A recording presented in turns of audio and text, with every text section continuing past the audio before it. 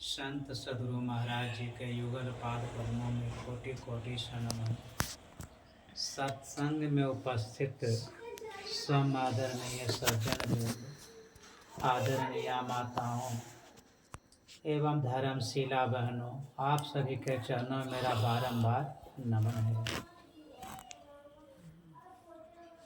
आज हम लोग साप्ताहिक सत्संग में उपस्थित हैं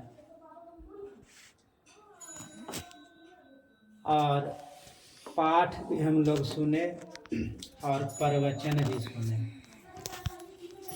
पाठ और प्रवचन सुन करके हम लोगों को यह विदित हुआ कि आज जो विषय है वह है ईश्वर परमात्मा की भक्ति, हरि की भक्ति, वह निर्गुण निराकार की भक्ति। काक भुसुंडी जी गणूर जी के संवाद में हम लोगों ने यह जाना कि जितने विद्वत जन हैं, मुनि जन हैं, धर्म के पथ पर चलने वाले हैं, सभी राम की चरण कमलों की भक्ति करते हैं। कैवल्य पद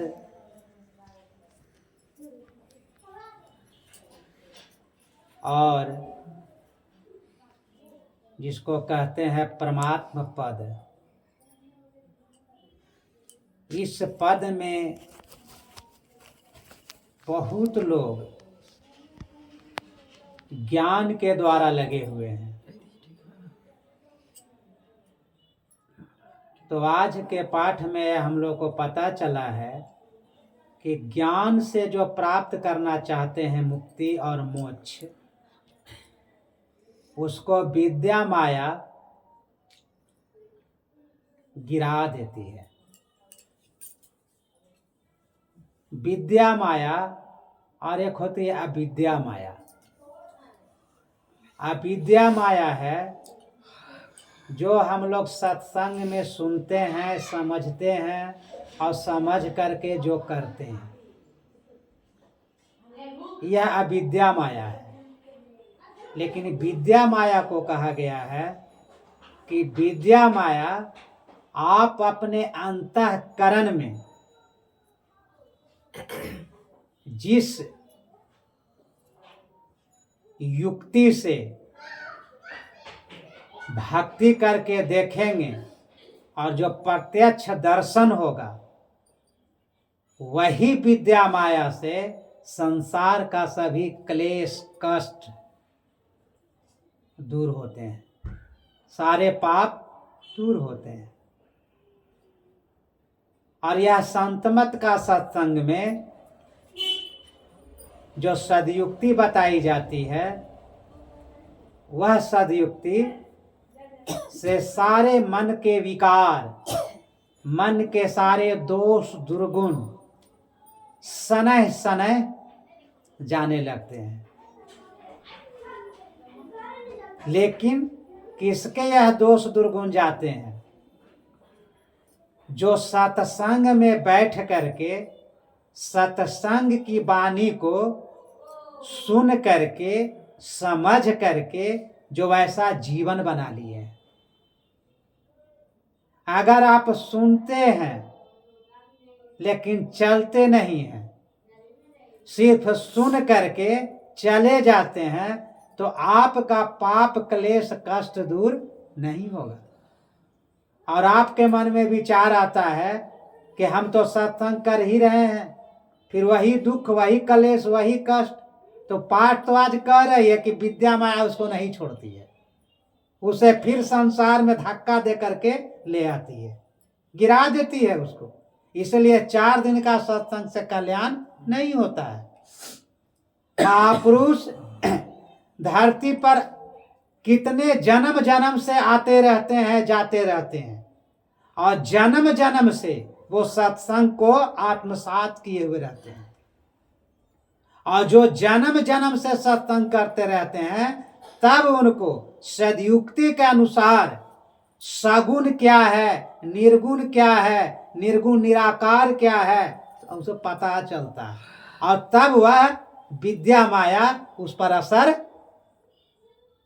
नहीं करती है, जिस कारण से न उन्हें हर्ष होता है, न दुख होता है, न शोक होता है, न क्लेश होता है, न कष्ट होता है। जो होता है वह किसे होता है?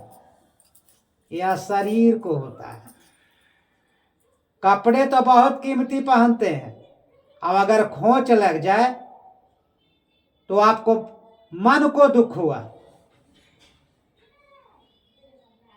देह पर का कपड़ा है तो आप देह से सुखी और दुखी होते हैं, इस कारण से आपका मन विचार करके दुखी हो गया। लेकिन आत्मा को इससे कोई मतलब नहीं है। आत्मा को न दुख है, न क्लेश है, न कष्ट है।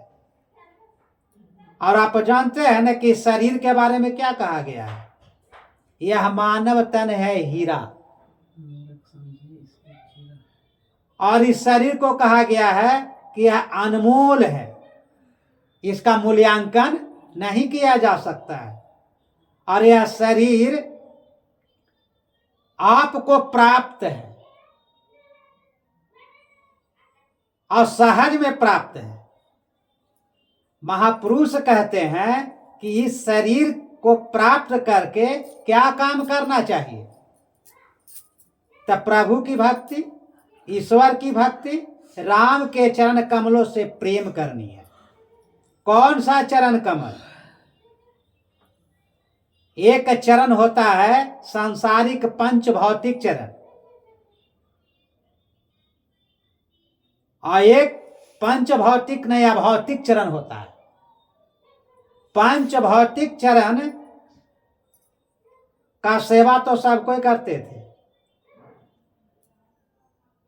जो संसार में भगवान के साथ थे। आप जानते हैं कि भगवान श्री राम जब संसार में थे, उनके साथ सब कोई थे। भगवान कृष्ण थे तो उनके साथ भी सब कोई थे। लेकिन आप जानते हैं कि भगवान के साथ रहने वाले भी मर करके कहाँ जाते हैं? मर करके नरक चल जाते हैं। अब कहिए कौन नरक गए? तो भगवान कृष्ण के साथ युधिष्ठिर जी, अर्जुन, भीम, नकुल, सहदेव, यह सब थे ना। ये सब मर करके कहाँ चले गए? नरक। हम सब भी आज गुरु महाराज जी के सत्संग और उनके सद्ज्ञान से हैं, यानी गुरु महाराज का शरीर ही है, और उस शरीर के साथ रह करके भी अगर उनकी बताई हुई बात के अनुसार नहीं रहेंगे तो हम लोग भी कहाँ जाएंगे? हम लोग भी वहीं जाएंगे। यह शरीर जो मिला हम लोग को, तो शरीर को प्राप्त करके हम लोग करते क्या है? संसार की चीजों को प्राप्त करते हैं।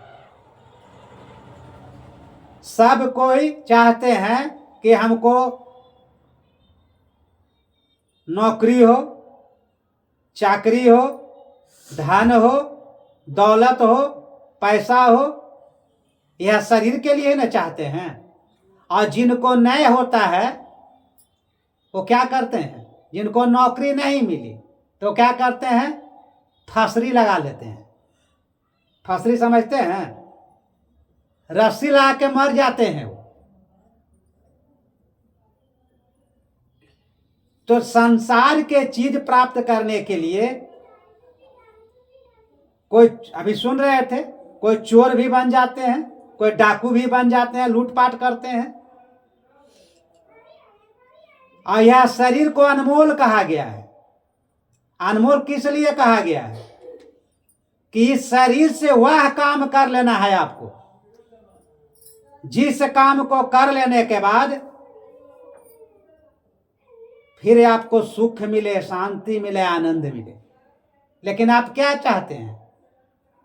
चोर बनना, डाकू बनना, लुटेरा बनना, ठग बनना, पैसे के लिए ना करते हैं कि इसी तरह से पैसा आ जाए। गुरु महाराज कहते हैं कि संसार में आकर के लोग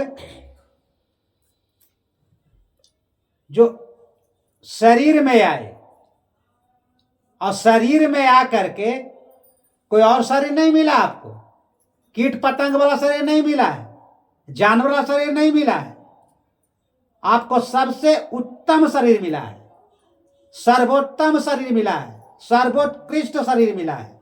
इस शरीर से बढ़ के कोई शरीर है? कल्पना कर सकते हैं? यह शरीर मिला, अब आप चाहते हैं कि क्या करें? हम नौकरी करें, है ना, पैसा कमाएं। आप जानते हैं एक संत हुए चरणदास जी महाराज। संत चरणदास जी महाराज जब धरती पर थे, वह बड़ा बेचैन रहते थे, व्यथित रहते थे कि हमको मानव के तन मिल गया है, लेकिन मानव के तन से हम वह काम नहीं कर पा रहे हैं जिस काम के लिए शरीर मिला है। यह चिंता में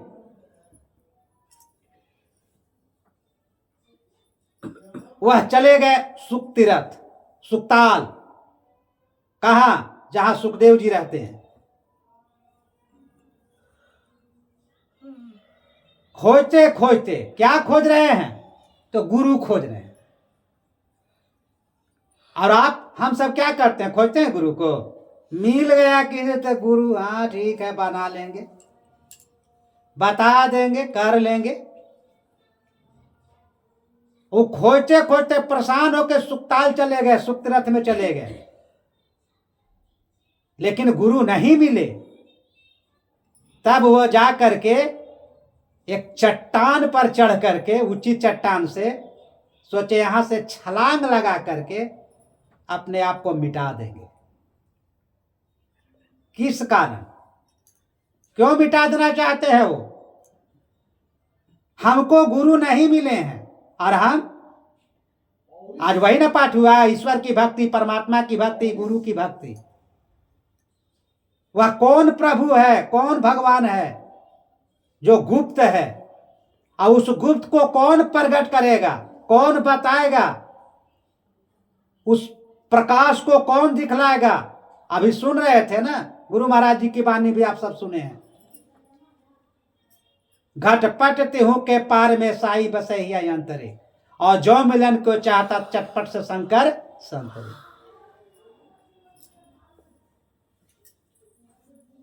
अंधकार में पड़े हुए हैं, हमें प्रकाश में कौन ले जाएगा? यह मन में उनको चल रहा था। किनका? हमारा, आपका।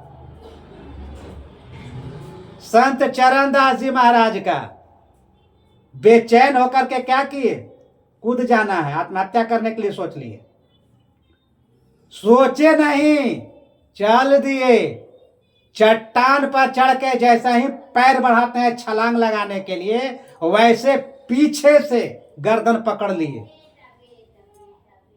कौन पकड़ लिया?